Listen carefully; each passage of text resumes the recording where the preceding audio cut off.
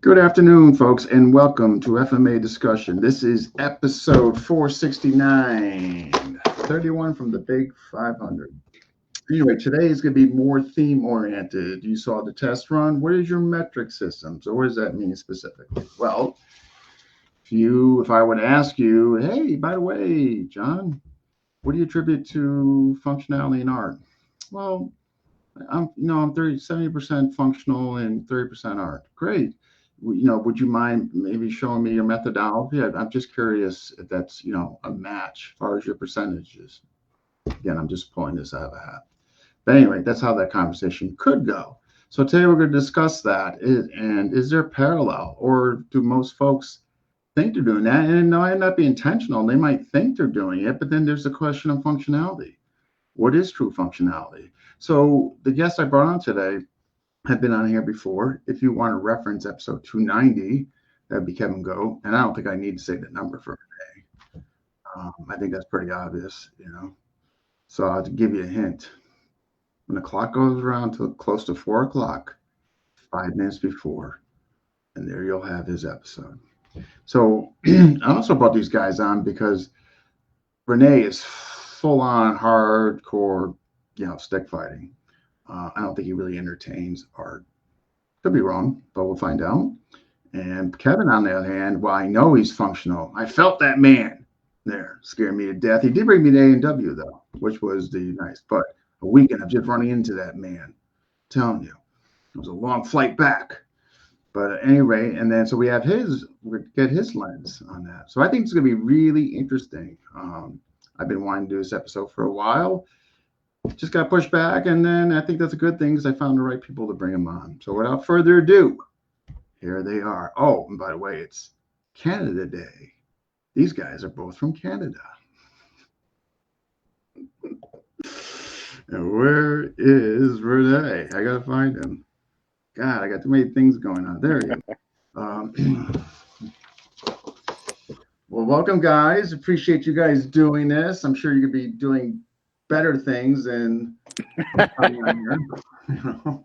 No way. Talking about fighting, this is a good use of our time. Rene, we have pet friendly apex predator here who's Rene's got dog there, and we got some of our folks jumping in. We got Brian Canada, who was the first, and Eric O'Brien, Terry, and Brian Canada. The new Misfit song, "We Are 355." Oh, I dig it. All right. And folks, if you're watching, tell us where you're watching from. Smash that like button, and we're just getting started. So the test run went really well. Well, the 4 test run went really well. So when I combined all of them, the likes and the comments, I think it was close to, it was over 50 likes, and comments, I think, might have got close to 100 with them all combined. So, yeah, I'm hoping, I shouldn't even be talking about this to jinx myself, but, well, the last test went well, so I think we're good. I think we're going to be problem-free on that. But it was really interesting. And so, I really didn't come out with any specific questions for this one because my feeling is this is just going to go, and I think that's just going to be the nature of this. I don't think that's going to be a bad thing. I just think it's going to go over the place, so which is fine. No issue with that. So do we want to define functionality first before we kind of go into stuff? Sure. So, because I know Rene's lens on functionality might be different from other folks, but again, as I alluded to in the opening statement, I know you're functional, Kevin, but I also know you have kids and all that, and folks who maybe if they're elderly, they're not going to be jumping in and wrestling with you, or they shouldn't be at least. Probably not a smart plan. Yeah. So, Rene, what is your definition if I said, what's functionality? I guess, if I'm gonna boil it down to what in my head it's will it work? I guess that's what it comes down to. That's for me, that's basically it. Will it work? Is it real in today's world, or my experience of conflict have been. So sorry, my dog doesn't see me all day, so she's just staring. Oh, it's okay. We're pet friendly. No worries. Don't worry about the dog. But it's funny because after I got off, we finished yesterday, I thought about this like nonstop. Like it was definitely one of those questions that kept popping into my head about functionality versus everything else that we are going to be discussing. And again, so for me, going to its most basic is functionalities. Will it work?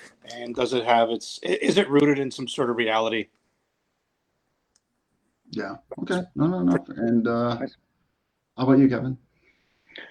Yeah, I mean, words right out of my mouth. There it is. Fantastic. The only thing I'd add into there would be high probability versus low probability, and where on the scale is the technique you're using, not a concept, but where does that technique lie?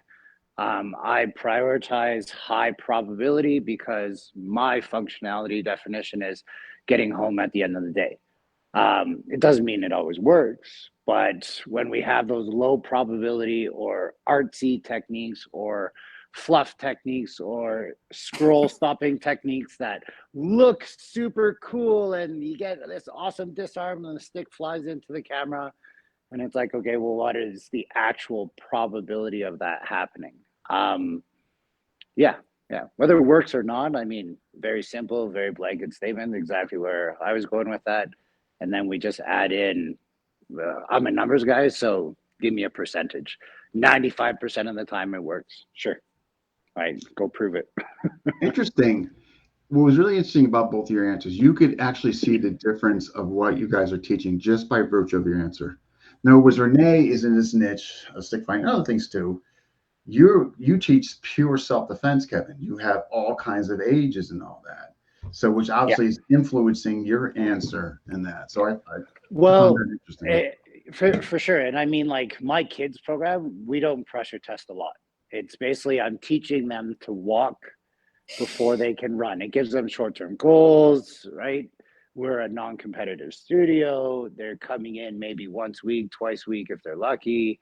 But the kids program builds them. That's why it's a junior black belt. It builds them into the adult program, where now the adult program is, okay, we're running and you're going to get your ass kicked, and you're going to see that all of your artsy trading that got you your belts may not work in this moment right now. So the kids program and the adult program are two completely different things.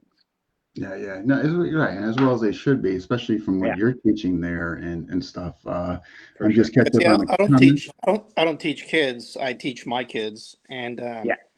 the way I pressure, I don't want to sit there and say I beat the crap out of my kids or anything, but the way I pressure treat them, the way I pressure test my kids is by amping the play up, and I find that as long as I'm playing with them and it's relative, it's a little bit of roughhousing, they're cool with it. Yeah. And so I amp them up, and then I pass them on to their mom. And see you later. And then I let's act up. Yeah. And then I immediately leave the house. Yeah. No, but that's the way I almost do the same thing with the adults, just that they know that I'm messing with them. With my kids, it's like yesterday I was saying that game where baseball bat and boxes, right? Like they're swinging for the fences, and like they don't realize like they're actually building those mechanics through play. Yeah, 100%. That's what you could do with that age, right? Through play. All right, just making sure I'm caught up on missing no questions. And we got Kurt here, Eric O'Brien. I want to know what Rene's dog defines as functionality. Do you really want to know what that dog has witnessed, Eric? I know. We got Brent. Just we remember, got Michael.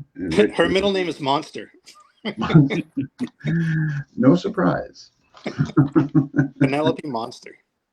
So, all right, we got kind of functionality out of the way. So that I definitely understood your guys' definition of that. But now we're looking at the community. So what some perceive of what they're doing as functional may not be, maybe from our lens.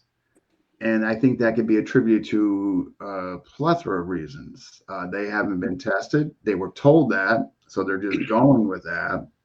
And until one day they meet the person and, uh-oh. they're re-examining themselves in the mirror, and then whether they choose to make the ethical and honesty by that reflection in the mirror going to their students and say, hey, look, guys, I'm changing things because what I perceived was functional and whatever it may be, like an example, was not. So from the lens of the community, there's obviously some folks that, again, for the reasons stated, that think they're functional, but maybe are not, and they're more on the art, despite what they're saying, as far as their what they perceive their percentage of functionality. Kevin, what say you? Oh, I get to piss everybody off. No, we're all gonna piss people off probably. But if we Sure, do it I don't mind. respectfully, if we do it respectfully and not I calling agree. people out, but just Yeah, as a general lens, I think we're gonna be okay. I think. I agree. I agree. And I mean, if people's feelings get hurt, then that's the first sign that they should be questioning their teaching or their instruction or their lineage, because that means that there's a trigger there, right? The psychology of the mind will show that if you are resisting something internally, it's going to persist and it's going to continue to come out in your daily life. If something triggers somebody right now we're looking at, hey, like, why are you so upset by this? Is it because there's a piece of you that actually believes that what we're saying is true, right? So without saying certain systems or whatever are Hmm. calling their shit functional, well, okay, I'm 6'4", 250. I can make certain techniques work that others can't. Does that mean that if we're learning the exact same system, that that system always works or it doesn't work? Right. And I think that's where we get lost. And a lot of times where people are like, well, Kevin was able to do it, so everybody can do it. And that's bullshit, right? Because there's a lot of people that can't do what I can do due to my size, strength, and skill level. So, that's why it's not really a knock on any system or teacher Exactly. or anything. It's more of an understanding. Now, like, where are those students, like, where are their priorities, right? Like, I've joined gyms in the past and they said all of the right things, and 3 to 6 months into the training, I'm like, no, no, you're where Mm, is this, it's right? a I great don't point. I Right don't see what you're things. talking about, right? So, it's one thing to say it, right? It's a whole nother to be able to do it. If my Sifu sensei, master, instructor, professor, whatever you want to call them, if guru, if they are saying all these things like this will work for sure, like do this, then you should be testing that theory out at least within the first 3 to 6 months, right? And it doesn't mean you're successful at it. That's why we train, right? But then at least there's something there. So yeah, I'll pass it off to Rene. No, no, that was a good point. Like, definitely been there where, you walk in the door and whether they had a logo or a flyer which got you into the door, initially attracted you, Shit, like an and then affiliation is enough typically, sometimes, right? yeah, and then you see Sometimes an quite, affiliation of people like, oh, I saw whatever. I saw a Dog Brothers sticker on the window when they go in, and it's like, the fuck is this? Yeah, yeah, But I look at it this way, and I was kind of thinking about this earlier. Like, for me, it comes back to whoever is teaching you, yeah, and it's like you might have two different musicians, guitarists that go to two different schools, and first they learn chords, then they learn a couple of songs, then they improvise, and then you okay, get those people in together, and you have like a guy who's like a professional musician that also does for a living. Then you have a guy who teaches kids once a week. That's going to be a completely different way of looking at music, right? And then I yeah, look at it the same way here.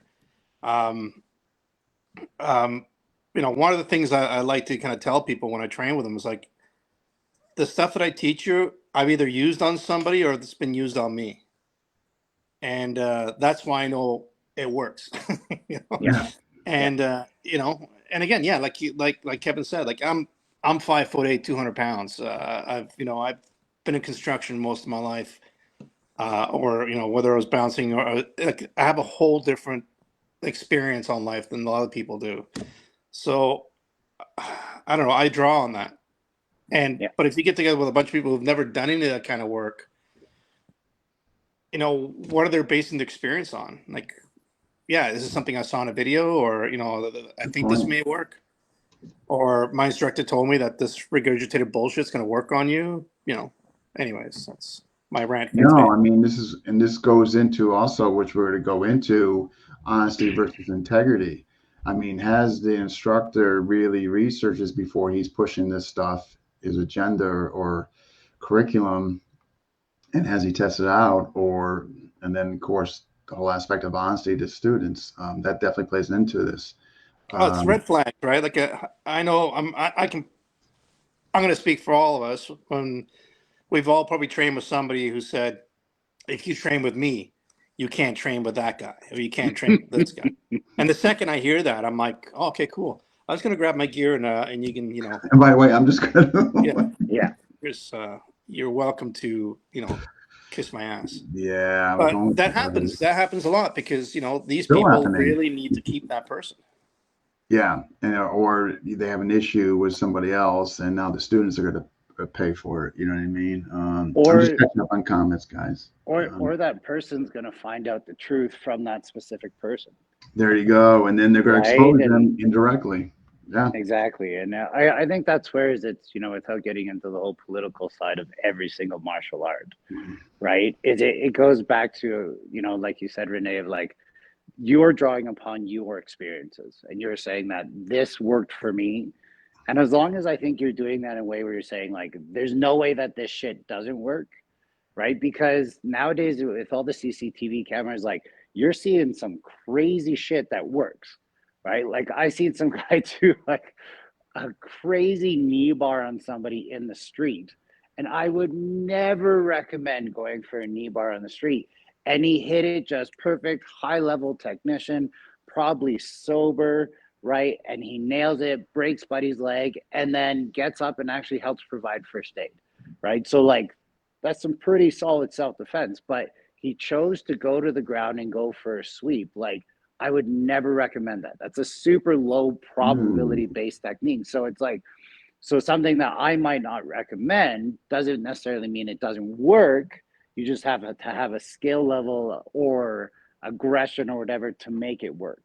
And I think the stories that we're all kind of, being around the bush about is like, well, my grandmaster killed this guy and this is why we do this technique. Oh, man. Right? Because that's the truth. Like, I think that's where, everybody's kind of waiting to talk about is it's like, so are we our master's experiences or are we our own experience? And I think that's where, like, if you teach all of it, then they can pick and choose what works for them or not. But then in that process of teaching all of it, you're slowing down their progression because they're not following what you believe is the most efficient path. It's scary when you walk into a classroom and you see clones of the instructor. Yep. Because they are literally just mimicking what they think they should move like instead of what you should move like. I know. Yeah. How does that get lost? How does your individuality get lost? I never figured that out. Like, did your strongest organ between your ears, like what happened to that? Like how your best asset, like how did it, I don't know. But anyway, we do got a question here, guys. Okay, I asked you guys, define functional, which you guys did. Do we assume you mean functional in combat or functional for some other goal? And this is from Brian. You want to take a crack at it, Rene, first? Yeah, when it comes down to functionality, for me, it has to do with some sort of conflict or fighting. Like that's the way I look at it. And again, like I do teach like the fighting arts. I do teach the art as well, especially when it comes to Krabi Krabong and everything else. But when it comes to stick fighting, whatever I do or whatever I'm working on, there has to be something that I can actually use, while I'm in that, altercation. Yeah. Okay. How about you, Kevin? Well, I think that's where the definition of functionality, like he's saying, well, what's functional? Well, why do you train martial arts is the question I would respond with. Are you training martial arts to master yourself? Are you training martial arts as a civilian? Are you training martial arts out of fear because you're worried about self-defense? Are you training martial arts for fitness? Are you training martial arts for mental rest? Like there's a lot of questions that can be asked, because functional might just be like, I'm trying to rebuild functional fitness, or I'm trying to rebuild functionality of my right shoulder because it doesn't move the same way as it used to in my 20s, right? But I think we, all three of us, are on the same page that we love the martial arts more, and that becomes a priority to us. But as instructors and as students of that art, that's where we heavily prioritize our training and our teaching, right? Is the other stuff good? Yes. Just make sure you know as a student what you're training. Okay, we got another question into. Okay, do you agree with this statement? This is from Kurt. A technique can work for the right person given the circumstance, composition, and ability of the person trained, target, opportunity, and opponent. Thus, a certain element of luck is necessary. I mean, yeah, like, like, what percentage are you happy with, right? Like, and that's where, like, I hate absolute terms, right? Always or never, because I used to teach that way. In my early 20s, I was like, there's no way that shit would ever work. Don't train that. And then you see it and you're like, okay, it did work in that moment, in that, like, luck, right? Yeah. And Uh-oh. I know that's not me. So I saw that and man, I panicked. am I back? Oh, you're back. We're just a black screen. Oh, you're That's perfect. a Okay, face. you're good now. Maybe it's just a glitch. Let's pray. Don't touch it. Whatever it was, it could have been that serious. Sorry, guys. No worries. Yeah, No worries. just some phone call messed up my Yeah, thing. no worries. Right. So, is there a luck level there? For sure. Like, I think any technique in the right circumstance, in the right timing, with the right training, any technique has a possibility of working. But it doesn't mean that you should train that. Okay. You want to take a crack at the question, Rene? Renee's dog is causing the issues. I've been pleasantly surprised by things that I've pulled off before. Right? You know, and literally, and one that really sticks out of my head is I was fighting somebody who's much bigger, faster, angrier than I am, and they were swinging at me, and I managed to just skip their stick up, and it literally just went over my head, and I stopped and just stared at them like, did I actually just do that? It's like my brain wasn't like, Yeah. and it's like, you know, it's like you got to do something, you know, and like, and it blew my mind. Now, how many times has that worked for me? If under 100, if in 100 times it's worked once or twice, it's not something I'm going to rely. I'm going to say that was a rabbit's foot in my pocket. Gotcha. Right. But that rabbit's foot got some repetition in at some point. Yeah. It may not have got a lot of repetition, but it was enough there that there was a reaction, or I'm just going to say a neural pathway built, that possibility of that technique worked for you. 100%. And then I think that has to do with like the breakdown of, you know, how much you drill, how much you spar, how much you fight, sort of thing.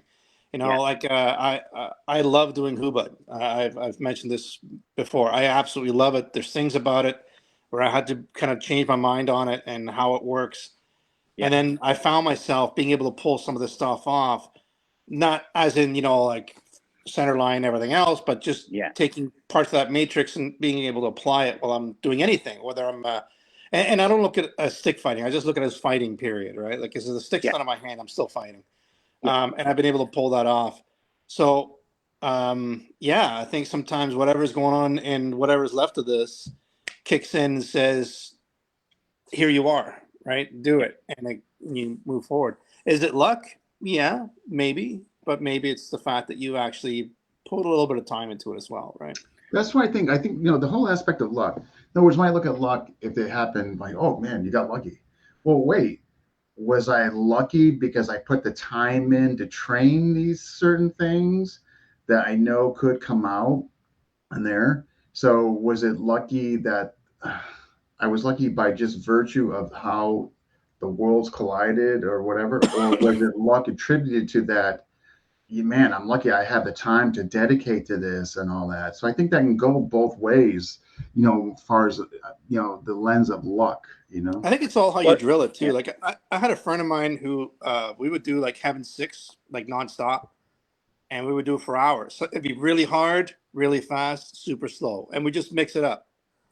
And then I found that that started kind of bleeding into the stuff I was doing on the side, right? It's just I started seeing those concepts and recognizing those angles because again, you're drilling Mm. the shit out of it, right? It's Yeah. not just drilling the shit out of it is great. It's learning to apply it. I think the only way you can apply it is through, you know, taking the other steps.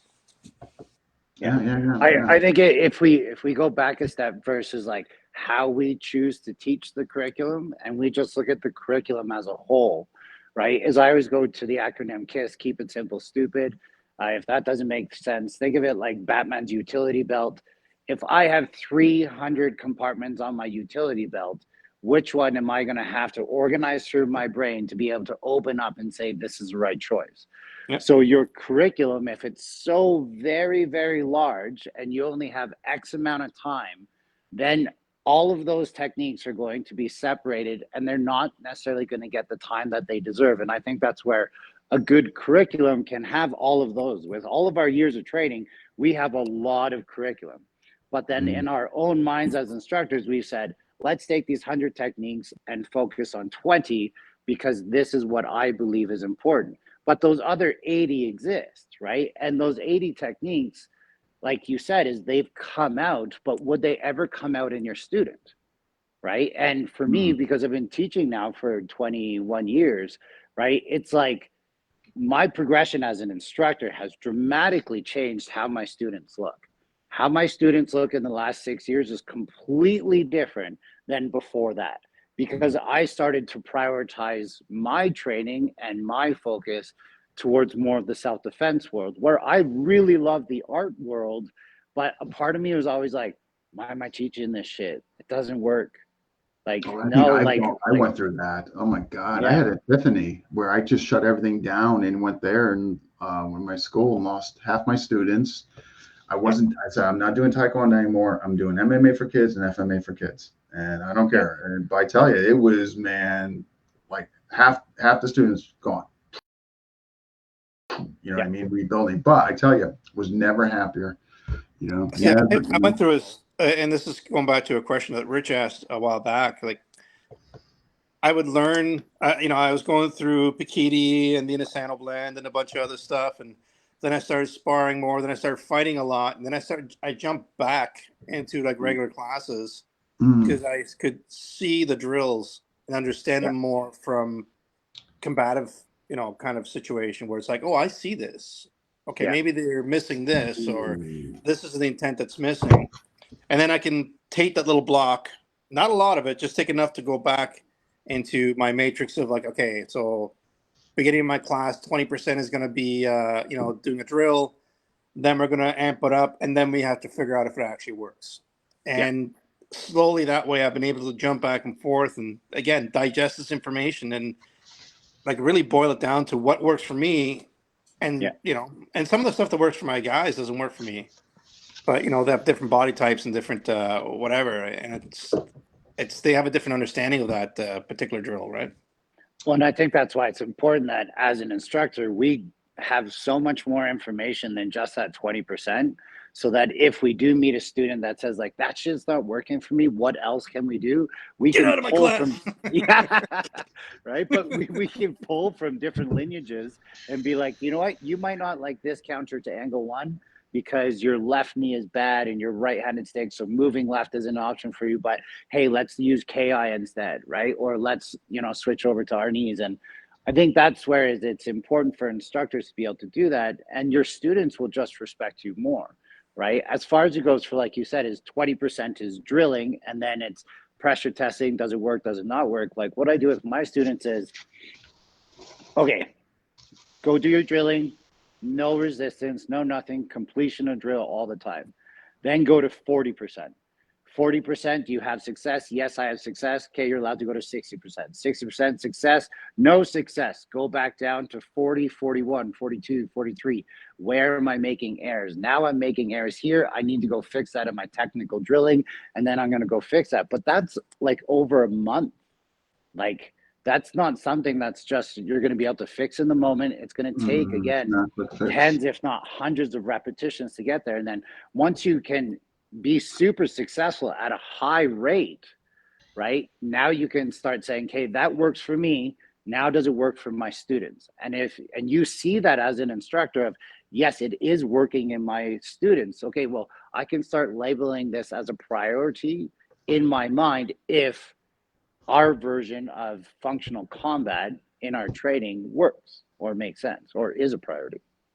I get it. Yeah. I have an interesting, Rene, you just brought something really interesting that I don't know if I should call it reverse engineering, but what you fought first, and then you went back and you looked at the drills, and then you were able to kind of extract things or see them clearer, or maybe find things that were relevant to what you do in your activities. And I'm just wondering if there's something to be said about that. Swim first, and then we're gonna back up, and then look at different stuff. I think the problem, Dean, and we've talked about this on many different times, is because there's been so much filler put into the stuff that we do, and like when people had to make money, they start just bullshitting their way through it or adding stuff to drills that makes no sense. It's once once the water gets clear, you can really see what you actually need there, right? It just there's so many, like even with footwork. Like when I was teaching Krabi Krabong, I was really like, this is the way you have to do footwork, and this is the way I was taught. And if you don't do it this way, your strike's gonna suck. But then I watch a video of me fighting. I'm not doing footwork. I'm not doing the traditional footwork. I'm running back and forth. I'm running around. And it's like, wait a second. Chasing them down. I got a hit out of motion. I got a hit out of any angle, no matter how weird it is. So, yeah, I can teach you the basic footwork, but I'd rather have you just walk like you normally do and swing a stick. And then you can go back and check out that footwork. And then you can see, oh, the postures are weight transfers for hitting. And, and some of the, like, especially in Krabi Krabong with the dances, when you start going through it, it's like, oh, I see what's going on there. It's not just a dance. Like, they're teaching you how to do proper strikes and blocks and moving around. But it wasn't, for me personally, it wasn't like that until I actually got to see myself moving around. And how many years of training did you have before that moment? Well, I already been training for quite a while, but I noticed, especially Krabi Krabong, and Krabi Krabong's been since 2009, I think. Yeah, 2009, 2012. But I mean, like years of like bouncing, years of what I'm getting at is like, how well did you know your body that you could move and strike without falling over? Well, it's funny because I've been doing it for a very long time, but I actually wasn't aware that I was doing it because it's out of necessity, right? Like, or you have a natural ability to be able to do it, right? Or you didn't have a natural ability and you had to build that natural ability, right? And I think that's why it's super important that for a student that comes in with zero training, let's say 40-year-old male, never trained at all before, kid got into martial arts, wants to build a chance to be able to build a connection with his son now. They're training together and they're like inept. Like they don't know fucking their left hand from their right hand by any means. How would you just throw them in the fire then? Because then they would create maybe bad habits, right? Like it's true. fun. It's fun to watch. I think part of learning, like anything you do, whether it's a job or trade, is learning, having mistakes. Like if it becomes to the point where, you're fighting me sideways and, you have some really cool poetic stance, then I'll probably stop you. But, it's the house that I'm used to. You know, when I walk into my house, I know where the light switches are without looking at them. I know where my car keys go without having to look at it. So I'm very comfortable with that. When I go to someone else's house, it's different though, right? I got to learn all that stuff, and it's kind of like how I approach when someone comes to train with me for the first time. Like I'll show you where the light switch is the first time, but the second time you better remember. Mm. And and I find, and again, the way I was taught was I had to be thrown to the wolves because I was a cocky punk that I knew better than you, and my instructors knew that reasoning didn't work with me, so they actually had to.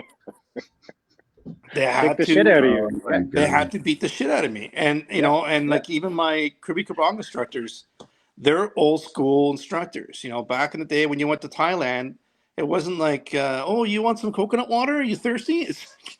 It's like, you know, you do sit-ups till you puke, and then you clean the floor up where you puked, and you do some more sit-ups. And don't let me hear you bullshit. And I was kind of the same way. I was like I had to be, you know, it's like, does this hurt, Rene? Does this hurt? I think so, but is that the best you can do? You know? Yeah. I got questions, guys. I'm sorry. I don't want to, but if you guys are still going, I'm sorry. Well, we were, but that's okay, Dean. I'm sorry. I'm sorry. You're the host, bro. You're the host. No, I know, but we don't want to You gotta get make kicked your off people again. happy. Yeah, keep your people happy. Accidental kickoff. They're happy already, just by what's coming in here. Just catching up on everything and the questions, guys. We got a muck certainly agreed. Yes, Brian, I am partial to a muck's way of thinking. Just because I've seen the evidence and that, so it's heavily embedded in me, and obviously it's had influence on Blade Tech, and which I give full credit to Tom Sodas, but I don't see myself changing. All right, okay, Maynard, just I want to have you, if you can clarify this. How do you measure those changes in percentage? So, Maynard, if I'm understanding you correctly, as far as functionality versus art, maybe if you can just, I just want to make sure, you guys maybe know, I just don't want to misquote his question here. Well, I think I can give a stat on it, sure. right? It's like, so if we go back to the metric I was talking about, if he's talking about that, right, it's I think 20%, so. 40%, and 60%, right? So how do you know it works in it one and it doesn't? Well, your person feeding you has to understand the metric of 0 to 100, number one. You have to understand your metric on the other side of the equation of 0 versus 100 again. So if you have somebody that has no fucking clue where they are in the metric, and I deal with this all the time, especially with my adult students, the kids learn way faster for some reason, right? Probably because they're sponges and they're scared of me. Where the adults are more like, okay, well, I have all these preconceived thoughts and notions that I now have to turn off. So they think they're going at 20%. And as they're like fighting each other on the ground, I'm like, that's not 20%, you fucking idiots. What are you guys doing? And they're like, oh, yeah. I'm like, show me what 40% looks like. And because of my years of experience in trading, I'm like, that's closer to 50, but at least you're somewhat there, right? And you only know that when you've been at 100. When you've actually fought people to try and seriously hurt them because they're seriously trying to hurt you, you know what 100 feels like. But you also know what 0 feels like, where like 0 to me is like a dead fish, right? It's that uke that doesn't know their position, their strength, or anything. They're just kind of laying on top of you, and they want to make the instructor look good, like holding with a number one angle out there. Well, you hit me 16 or 17 times. But at least you know what an angle 1 is, so you're above a 0. When you're working with somebody, you have to have communication, right? And you have to be like, listen, I'm coming in at 40%. How's that? And they're like, oh, that's not 40 to me, right? So even the perception of 40 can change. And that's where you have to trust your most experienced, whoever in the room, and say, what do you believe that this is at, right? And really, when you watch them swing a stick, like, you know what their 100 is. Like, it's really easy to see. No. I always put the people from the first with like their first days with the most experienced guys because someone's getting hurt for sure, and it's usually the person with the most experience because they're holding back. Yeah. Same thing. And you know, you're saying with children and adults, when I was teaching like younger, like teens sort of thing, I found that they were pretty cool. I think with adults, I think there's this, especially if they've been doing martial arts before, they're like, oh, I've done this. I've done this Yeah. before. I know what I'm doing. Yeah. Yeah, it's not a problem. Yeah, you know, my instructor used to kill people back in Nam and all this other stuff. And it's like, okay, cool. You know, like I had a couple guys who do like the medieval fighting thing show up at one of my classes, and they started giving me like a history of what I was doing. And I said, hey, if you guys want to talk after class, that's cool. But Yeah. if you're here to talk, like, wait for me after. Like Yeah. these people here are not for that, right? But Well, yeah, and that's that type of student you attract, though, right? yeah, and the crazy thing too is like you were saying, like my 20% is a lot different than most people's 20%. Yeah. So, and I always tell people like when I'm training with somebody, like if we're doing a drill, I'll say you can hit me as hard as you want me to hit you back. Yeah. And I just flat out say like if you break the drill, which is a huge pet peeve of mine, because most serious injuries I've ever had in drilling are when someone else wants to show me something without explaining it to me. No communication. Yeah. Yeah. You know, I was in a Thai class once and we're just doing like basic jab cross, you know, elbows, and I find myself on the ground. And he's like, oh, I just wanted to show you what it's like to do a sweep. And I just slapped him across the face. And I was like, this is, you know, I just want to show you what it's like to slap you. And then, you know, my instructor actually pulled me out of the class because I was like, I'm here to train and I'm here to learn.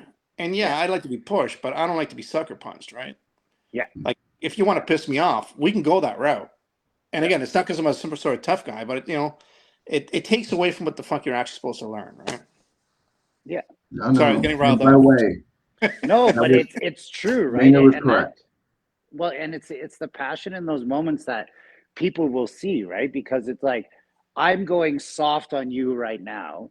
I'm doing the drill. If you want to change the drill and do something else with the drill, where's your communication? Yeah. Right? And that communication is usually ego issues. Yep. Oh yeah. Check it out. Like when sometimes you'll see guys like I'll watch a Thai class or a boxing class or in one of my classes, and two guys will start to lace each other. Yeah. And they amp it up and amp it up. I usually stop it. I say, you know what? When we get to the sparring part or the fighting part of our day, then I will allow you to go ahead and really do that to each other. But right now, whatever's going on in your head, get it out of your head. Yeah, whenever I have somebody like bigger and using their strength against like somebody smaller, whether it be a female or male, it doesn't matter. I'm like, okay, awesome, tag out, good job. You know, the smaller person, go work with blah blah blah over there. And I jump in. I'm like, okay, and they're like, why are you beating the shit out of me, Sifu? I'm like, well, you just went hard on them, so I'm gonna go a little hard on you. And they're like, was that like your 80%? I'm like, that was like my 15%, motherfucker, right? But in that moment, they're just like, oh. Oh, Or really? Oh, when they come I up, didn't. when they come up to you after class, they're like, Coach, someone slashed my tires. I'm like, wow. Wonder what happened. Did it look like an angle 1 or a 5? Yeah. Oh my gosh, man. Oh shit. Okay. Nice. That's Why a is good your one. class sponsored I'll by go to Cal the bathroom. Understand the scrolling problem is difficult to impart. Okay, I'm all caught up on questions. Good. All right. So, all right. Establish that. Let's go. The whole thing with, we touched on it yesterday with, we were using kind of stick fighting and the knife fighting kind of as examples or modules to kind of piggyback off with far as the, functionality and art. For example, I think, and it's just my opinion, Kevin knows this, when I'm teaching at being against knife, which is obviously a nightmare, extremely difficult, I'm not doing any art. I'm not giving the people any art. You know what I mean? I just think responsible, for the integrity of me, that's just my wheelhouse. I'm not saying, my way is way. It's just based on my ethical and value system. That's what I do. Can we just clarify that, Dean? So? Can we just clarify there that what you're talking about right now is your unarmed and they are armed. Correct. Correct? Yeah. Okay. Yeah. Exactly. Right? Because when you say knife, working with knives, right, is now there's two knives versus each other. Yeah, Right? empty Like, hand against knife, definitely. Yeah. Yeah. Like empty hand unarmed. against knife, you don't show any fancy shit. That's what you've deemed in your curriculum as number one priority. Don't mess around if you don't have a weapon. 2-on-1, go. Yeah, Okay. absolutely. Like, and you obviously, you were firsthand seeing, how I come across, as well as you do the same.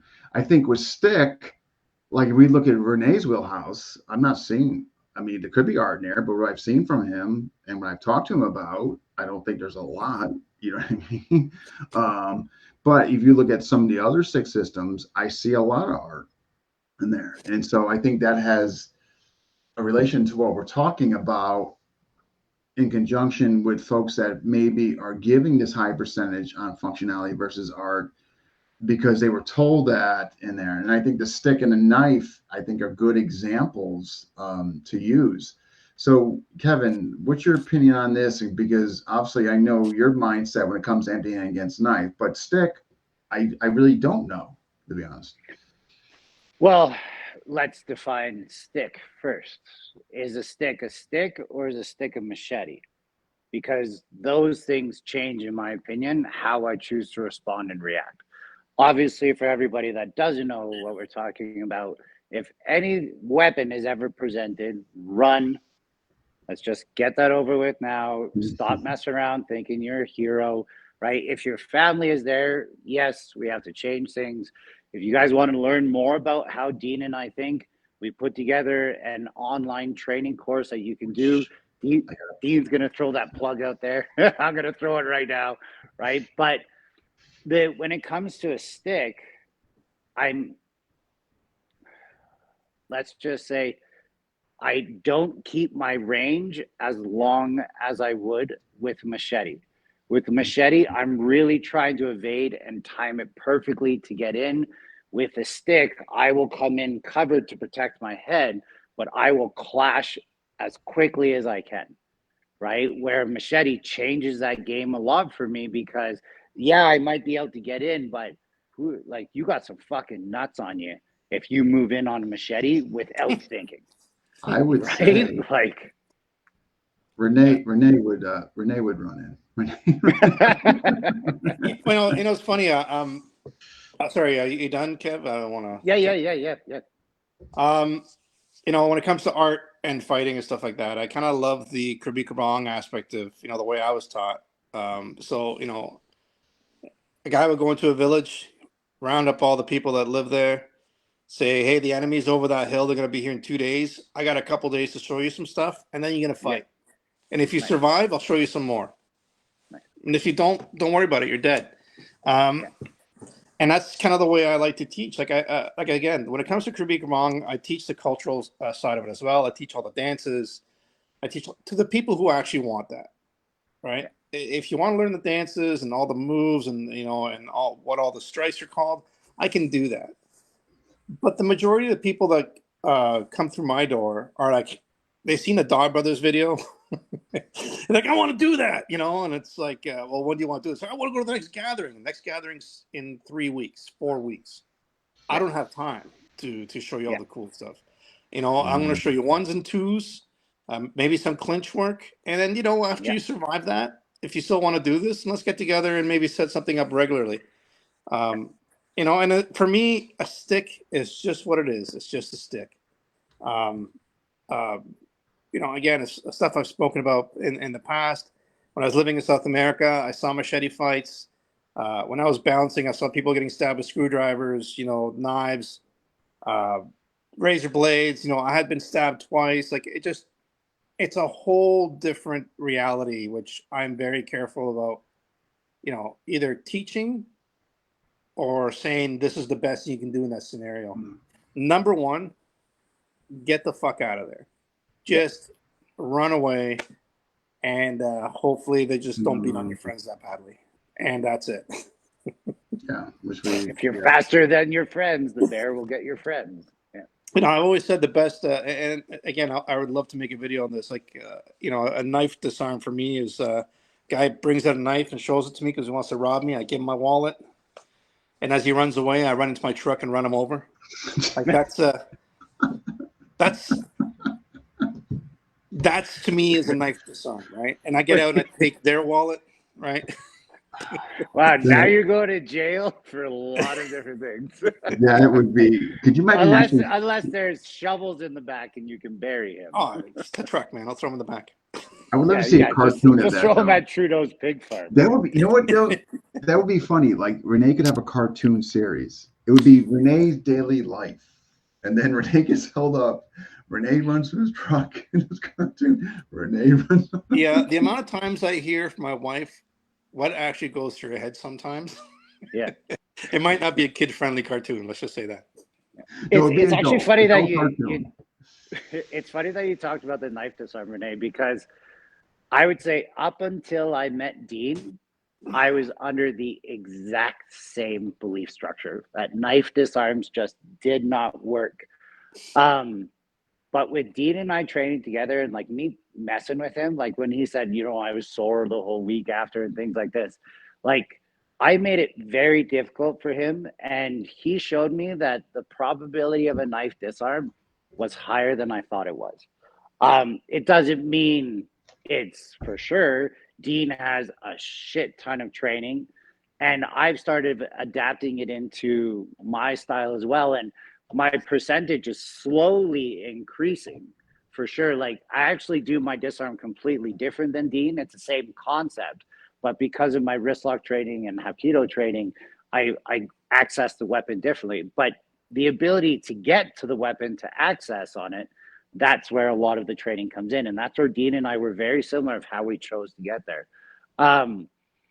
But like you said, if you're like dog brothers fighting, they got skill, you got skill, you are not going to be able to disarm that knife, right? But against maybe a criminal with minimal training, is there a possibility? My answer before was no. My answer after training with Dean is there is. It's low, but there is a probability of it happening. So see, when it comes to blades and whatnot, the drills that I do with my guys are not necessarily of how to deal with the knife itself, but reacting to the fact that a knife is being pulled. There's been plenty of times when I was a kid or when I was younger, whether I was working the door, working at a booze can or whatever, when a weapon gets pulled and everybody just sits there and stares at each other like, what do I do now? Right. And it's just like, oh shit, that guy's got a knife or that guy's got a gun instead of that guy has something, right? Those are the kind of drills and mentality that I play with right now. More of reacting and getting this thing straight than it is to think I have some sort of magical ability to do something without the proper training behind it, right?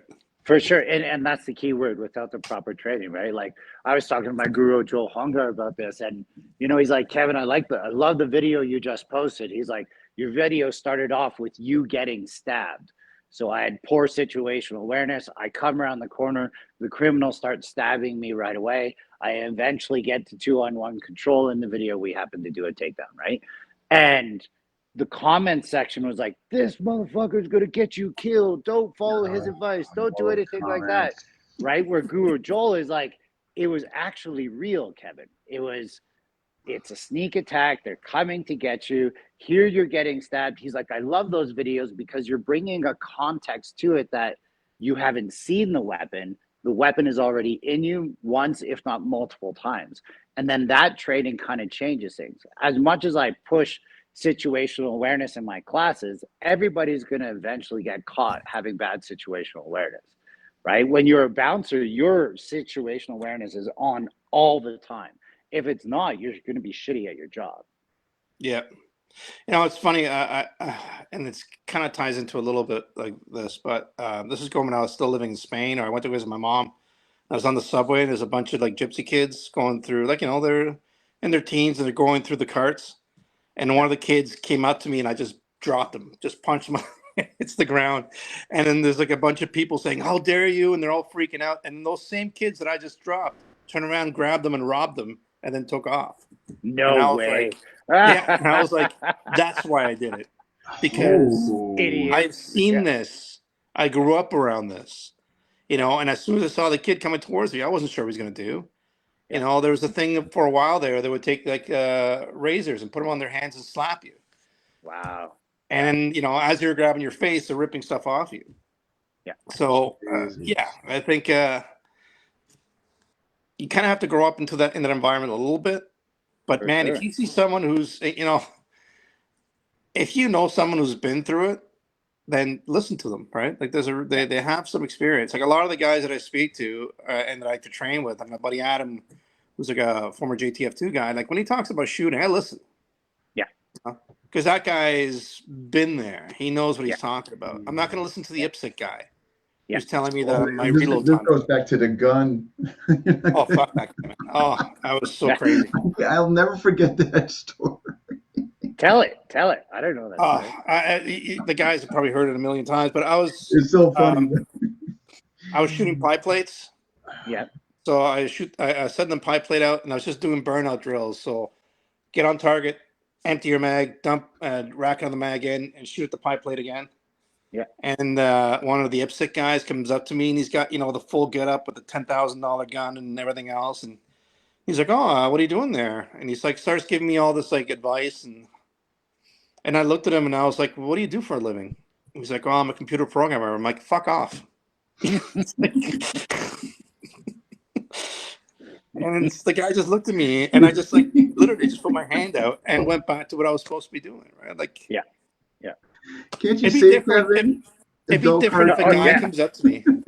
It'd be so different if someone came up to me, or if you were doing a drill that I've never seen before. I would excuse me. Can I ask what you're doing? I've never seen that before. Yeah. You know, what are you learning from this?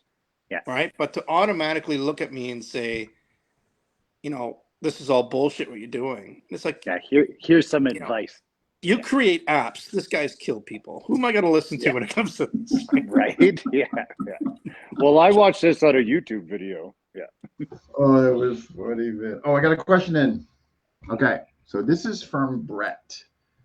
Okay, you guys think that empty hands are better than those with a weapon in their grasp? That is the question from Brett. In the grass? In the grass. So, okay, you guys think that empty hands are better than those with a weapon in their grasp? Oh, grasp. I heard grass. I was like, so that's his question. So I'm assuming like knife versus knife versus knife. I think he's coming from the point of view empty hand versus knife, which we were just. I mean, if I have a weapon and they have a weapon, at least we're fighting the same fight or a similar fight, anyways. It like maybe he's coming from the context of if I'm solely focused on two hands controlling one hand, do I have a better chance of staying alive versus me trying to inflict my will on them and them trying to inflict my will on me? Maybe that's where he's coming from with that. Yeah. So, Brett, please clarify, and let us know if Kevin was on the right track as far as answering your question. I mean, a real quick answer is like you don't bring a knife to a gunfight, and then it would, you know, if you follow that hierarchy of empty hand, knife, or we'll just call it equalizer, knife, and then gun, like you always want to be here. I don't ever want to be below that if possible. Hopefully he'll to quote Kevin yesterday, which is something, you know, an old instructor of mine said a long time ago. It's like, at the end of the day, I want to make sure I get home. And 100. Whatever I got to use to get home, I will. And if I'm empty-handed, they got a weapon, and if I'm lucky enough to get around that, and get away and get home, or if I end up fighting and end up getting cut up, but I still get home and survive, then that's my goal at the end of the day. You know, one of the things I used to say to guys I used to bounce with, when it's like, some of the places we bounced, it was the clientele that went there were pretty, they were regulars, right? So if you got into any kind of issue with some of the people there, you're going to see them again. You know, I always said, if you're going to get into a conflict with somebody, the only time you're going to be safe is when you're at home. And the second that you're not safe is the second you step out of your house. Right? So Yeah. you really, you got to know your audience when it comes to that stuff. Yeah. Well, one thing I've been playing a lot, like I don't know if this would be considered empty hand though, but is how effective a chair is against the knife. Chair. It Don't you have the blows barstool me story, away. Rene? Yeah. Okay. From Honestly, all the like, stories, yeah. dude, I'll tell you right now, man. And this is one of my favorite disarms I've ever done in my life. Okay, yeah. I was Was at it with a, your I was, truck? no. So after I finished slashing my students' tires, no, so I was, I was at a bar, and after last call, they only have a certain amount of time to drink up their alcohol and Yeah. they get a bounce, right? Yeah. So this guy was sitting with a bunch of people, and he was like, you could tell he's looking for it. He wants to be that guy. So I walk up, I go, hey dude, you got to finish that up. I got to take it away. And he grabs his bottle, smashes it. He's like, I'm not fucking going anywhere. And I was like, hey man, you're right. And I walked up to the bar with these big giant metal stools, and I just cracked him with it. And I was like, disarmed. I was like, Yes, okay, guys. And I just, it was like in slow motion, where it was like, you know. And that was the end of that, right? It was done. And to me, that's martial arts, you know. Okay, so quick question from a I guess perspective point of view. Did you wait for him to not look at you anymore? Were you making eye contact the whole time? Did you distract him before you hit him? The couch where he was sitting was literally at the corner of the bar where they're actually starting to put the stools up. Yeah. And I literally just turned, grabbed the stool, and I smashed him with it.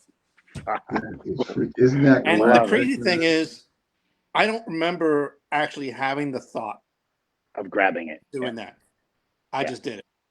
Yeah. And I thought, okay, there's something there, you know, like. Yeah. I need a longer range weapon than what he has shown me. He has a 4-inch blade, aka beer bottle, and you have a 36-inch stool. Yeah. Oh yeah, metal stool. You know, like a good 20-pounder.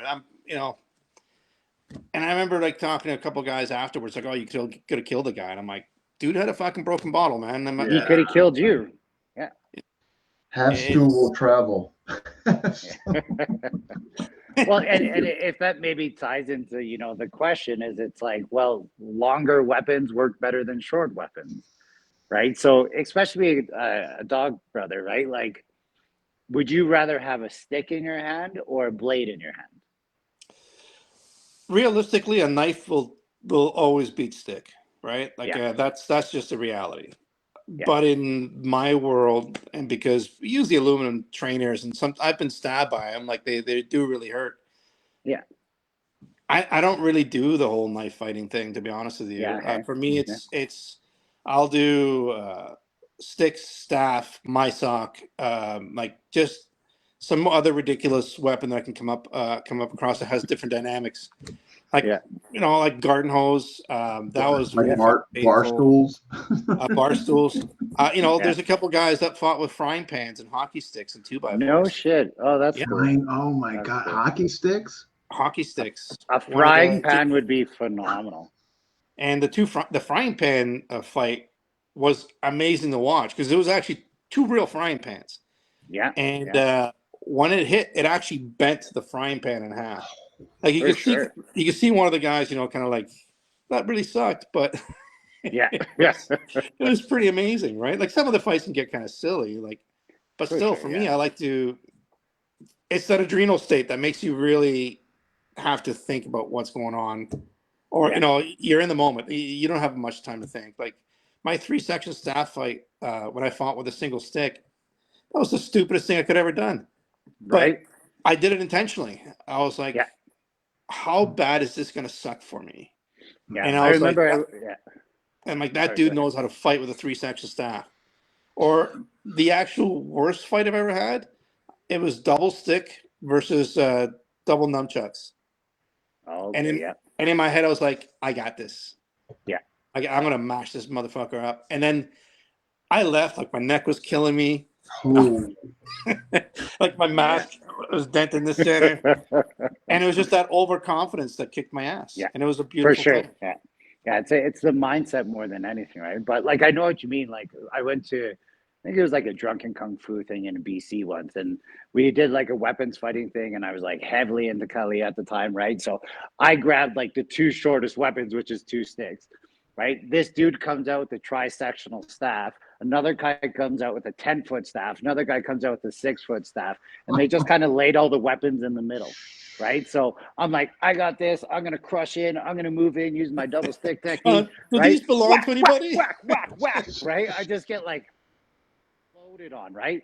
And then I'm like, screw this. Size always matters. I grab the 10-foot pole and I just start whacking people from so far away that even the tri-sectional staff couldn't extend out to hit me.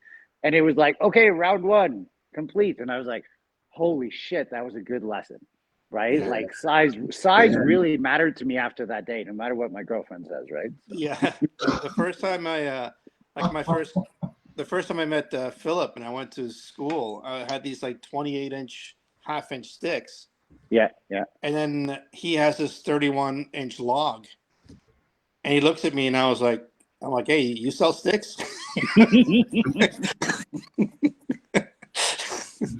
It's like, no fucking way I'm going to do that. Or even the staff. The first time I never fought staff before. And I was fighting with one of the guys at a gathering. And he swung it. And it was one of those things where it just like grazes your mask. And like the overpressure that went with it, I actually froze. I was like, if that thing hits me, I'm going to sleep. So I spent like the entire time like running in a big circle, and people thought I was doing some big setup. I was like, no, I'm fucking scared. Oh my God. Good thing man. I trained all this technical footwork. And I'm going to tell you, my parents taught me that, right? Because when they used to chase me around with the wooden spoons, I was just like, My gosh. Oh, here's a question. Maynard. Would anyone take a school counselor seriously to go learn combatives with? It seems that the answer would be no, based on the metrics discussed here. Good question. Who wants to take can a you crack? repeat that? I'm just, for some reason, I didn't quite understand it. So his question is, would anyone take a school counselor seriously to go learn combatives with? It seems that the answer would be no, based on the metrics discussed here. I don't even understand. So like a school counselor, like a So he's high saying, like, school I mean, in counselor? other words, so based on the metrics that we're talking about, functionality versus art, and we're kind of identifying just solely, generally speaking, martial art teachers such as yourself, Kevin. So what he's asking is, would anybody take, let's just say, a guy who's a school counselor, but maybe he's dabbled in combatives, based on our metrics and what we're talking about here? He's saying, generally speaking, nobody would probably take them seriously to learn from. I hope I'm that's. Know. I hope I know some badass soft people who are like the nicest people in the world, but they're ex special forces and they could destroy you within 15 seconds, right? But you would never expect it from them. I mean, to me, like I would never ever judge anybody until I seen them move. Like once I see them move, I know. I know okay. if they have skill or not, right? So I don't know, would they take them seriously? Like, I don't know, how much of an asshole are you, I guess? Like the IPSC guy was just laughed at. His follow-up comment. No ex special forces. So I guess he's just your average layman per se. I guess what he's alluding to, I think.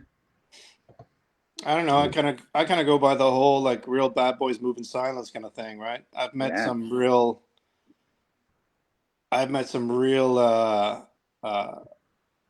evil. Well, maybe not. Well, maybe evil is a bad word, but I met some real capable of evil.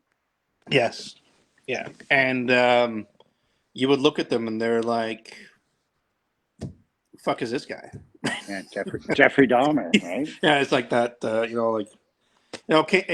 my favorite story when it comes to that was it was a bouncing gig I had. I was working a private party and this dude was these two young guys were like messing with this like Russian dude, and the guy looked like Poindexter, you know, like glasses, you know, like smoking his hand rolled cigarettes sort of thing. And the guy started walking outside and he started following them, but like really calm, like just super chill out.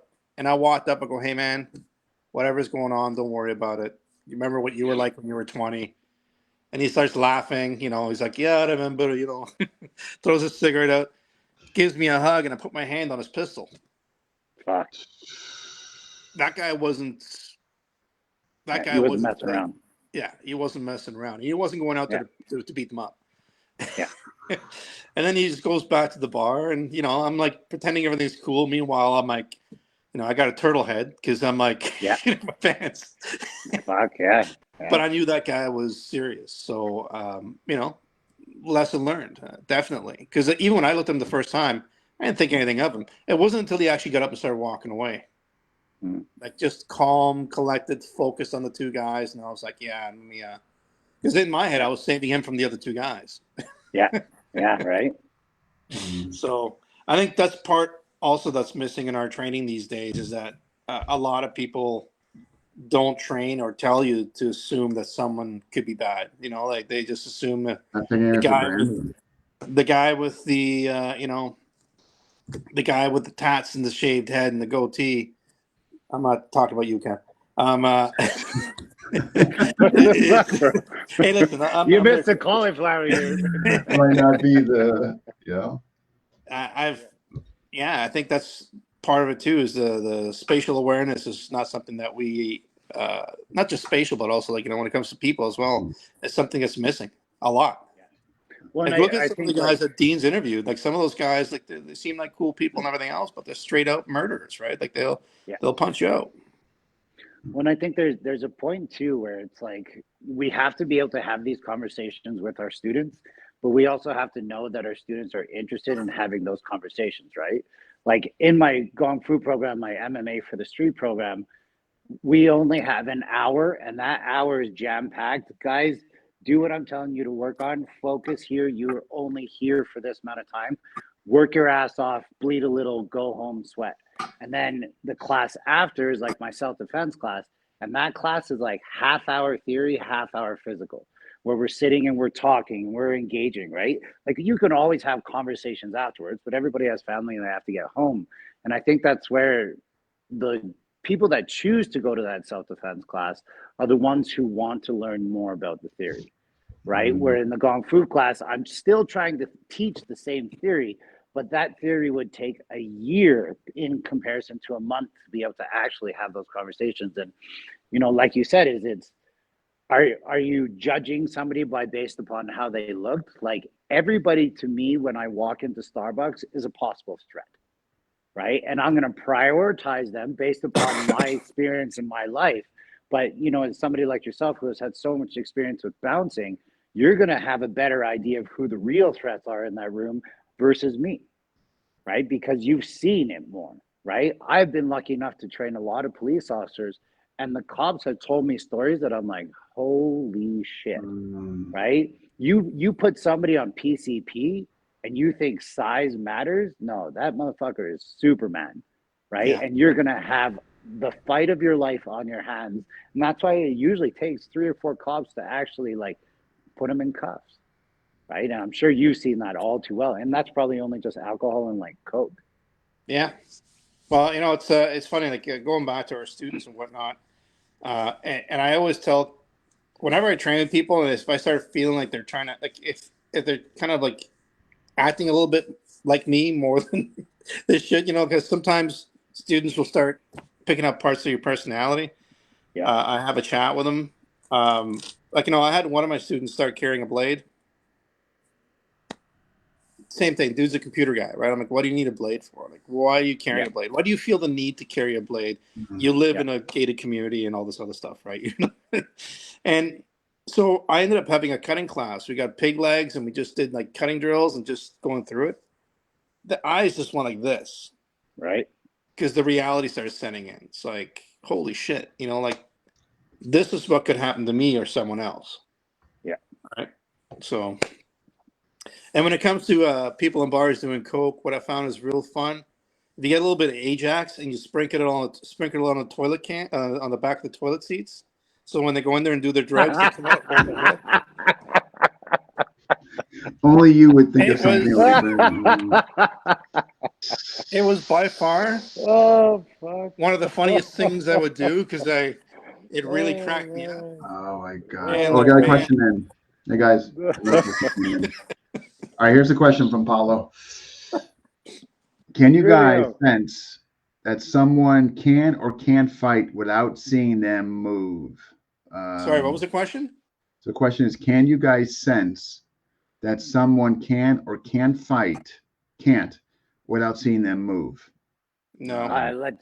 Well define move, right? Because Yeah. when somebody walks, Mm. you have a pretty good idea, right? If somebody's just seated at a table, you have posture, right? So like you can start making small assumptions, but the more that you see them, like even how somebody puts on a jacket, right, Mm. can tell you how it gives you a much better understanding. Like if they grab the jacket with the right hand, more than likely they're going to be right hand dominant, right? Like there are some tells for sure, but can you know the level of skill they are? Well, Right.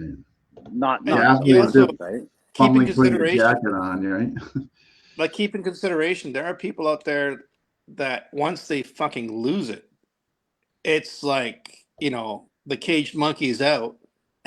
Yeah, and yeah, and I'm gonna bite your fingers off. It's I've yeah. seen people, especially going back to when I was working festivals or whatever, that just lost their minds. Like Yes. either one of their friends is getting arrested, and then it takes like 7 guys to hold this person down. A person who's never been in trouble in their life just loses their absolute shit. Yeah. And you can't talk to them, you can't reason with them. Pain isn't working very well, and it's just absolute insanity.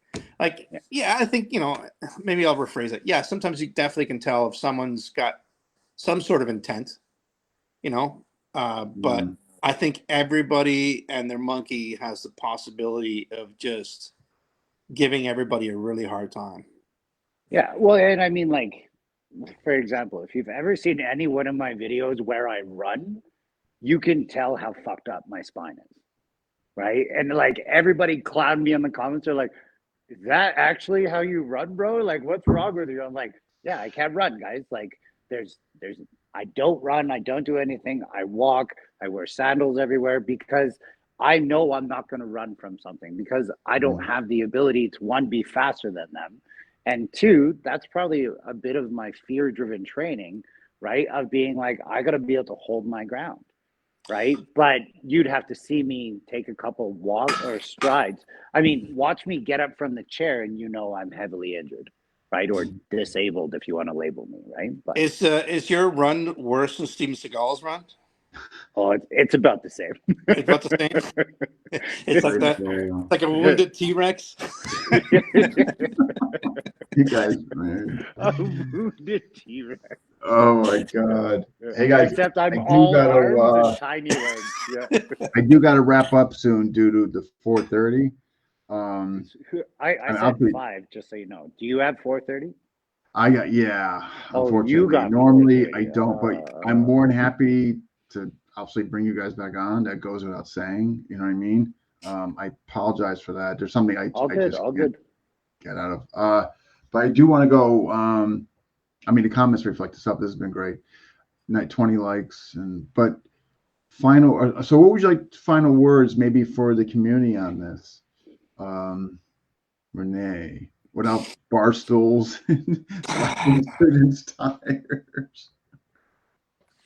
Well, it all.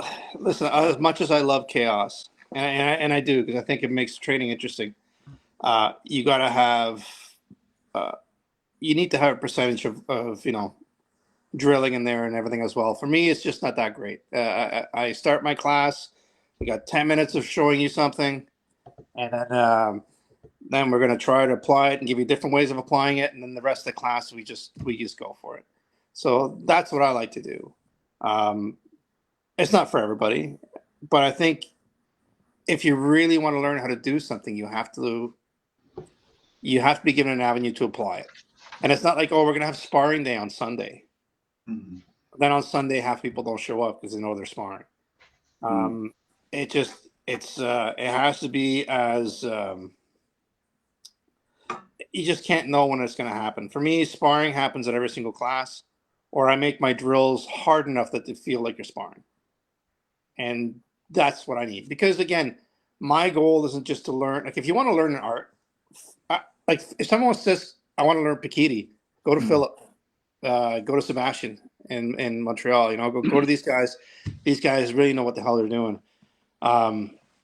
If you want to learn how to stick fight, I can give you little tiny modules of the Pikiti stuff or anything else, and then I'll show you what I know. And I'm not the best at it, but I will let you know. And again, for me, it's like, come to me, go to him. Like learn from everybody. It's good, yeah. And and again, just really be honest with what you really want. Yeah. That's kind of where I'm at. And if you work at a bar, try the Ajax trick. It's try the Ajax in the school. I'm telling you, you'll have years of laughter from it. Glenn is saying 469 is the new 355. I'm not sure. That's you should stop day drinking. Kevin, what say you? I would say know where you're training and know what they're doing, right? And know what they're saying, right? Kind of the same line as what Rene is saying there is it's like, if your intent is to build confidence skills for the real world, go somewhere that will offer you those skills. If your intent is not to do that, it's totally fine. Nobody's judging you. Go and find somebody that's more artsy. Your goal should be, in my opinion, just to train. Because even if you haven't dealt with a lot of like real world situations, like I have a lot of students who are like, I've never been in a fight. I don't know what to do. And I'm like, oh, okay, well, at least you're going to learn a little bit here of what it feels like when you're getting absolutely crushed and humbled every day.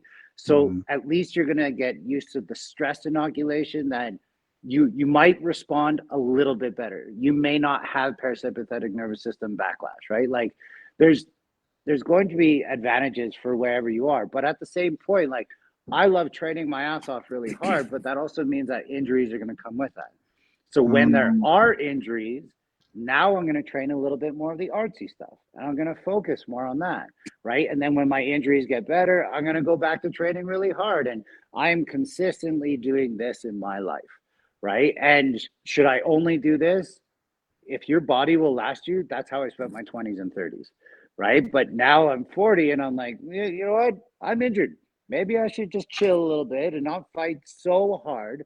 And maybe I'll find a little bit more of this arts. And, because I've done a lot of martial arts training in my years for being so young, now I can start to understand why some of the instructors that I've met in my life who are like 60, 65, why they don't fight anymore and why they don't prioritize, the Dog Brothers method of FMA, because they just can't do it anymore. And if you can't do it, well, you're going to lose that ability, right? And I think there's so many different ways that you can look at each school you go to, but you also have to look at the instructor and understand where they are within their career and their life. And you're only going to know that by being respectful, by asking them respectful questions at the appropriate time, and you'll get to learn them. And if it takes you 6 years and 6 different schools to find the school that you finally get to, don't think that those first 5 years were a waste of your time. No, they were teaching you something, right?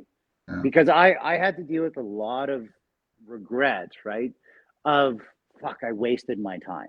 What I did learn in that process was I learned how to move my body so I could run around in circles when a tri-sectional staff motherfucker's trying to swing at me, right? Right? But it's true, right? But like I have good footing, or, I have obviously good footwork, but I have the ability to run, even though it's not well or fast, because I did parkour for years and gymnastics and everything. So like I know how to move my body. I just can't do it like I used to. But you made a good point on that. Like, that's not wasted years. Like, I felt that way, man. All the money I wasted and all the gear I bought, I'm not doing it. But you know what? I think you need to go through those stops to truly find what you're looking for, Yeah. and what you want in your journey. So I don't. What I used to look at with regret and waste time, money, and all that. Now I changed my lens on that. I think it's where it got me where I am now. It's funny, For sure. actually. I was just speaking with Eric about this. Was it Eric or Brian? I don't remember. But I started and stopped BJJ. I don't know, about a dozen times over the last 20 years, and I keep thinking to myself, man, if I would have stuck to it by now, I could have maybe made a higher level. But I'm going back now, and I was like, what's worse than being a shitty white belt is not being a white belt at all, Yep. and not So doing it. true. And So it's true. like, so I'm gonna go there. I'm gonna get my ass kicked. It'll be good. Yep. And and I'll start my journey now at 52. If I decide to keep moving, I will, and if I don't, then it is what it is, right? But Yeah. Well, and sometimes you got to especially with, revisit it.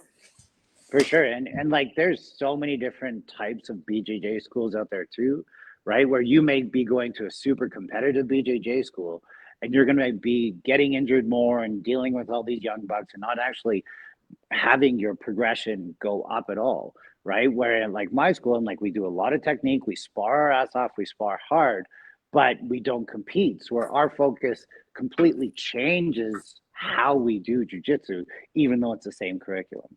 I'm looking more like a Awesome. Silver Fox type of school, where I come in Perfect. with my Perfect. gi and an ascot, Yeah, there you go.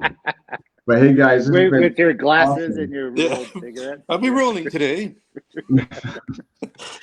But hey, you got that post. Thank you for posting that, Kev. But hey, I really appreciate you guys coming on. Great having you guys on as always, and I'm sure it won't be the last time. But if I don't talk to you guys soon, have a great rest of the week and weekend. Rene, actually, I'll be in touch with you, Rene. Awesome. But Check out that nice seminar, guys. Okay, we're giving you a 20% discount today. Okay, so go check it out. 20% discount. We've been kind of blown away with like how little people are actually asking us questions, right? So check out the seminar. You'll be able to see it, right? And it's awesome. Dean and I are very proud of our product. So awesome. And Bubbly, if you guys are watching, I've been drinking a lot of your stuff on these podcasts, and I'm not endorsed by you. So if you guys feel like sending me a couple cases, I won't say no. All right, guys. You guys take care. See you later. I'll be in touch later. All right. Okay.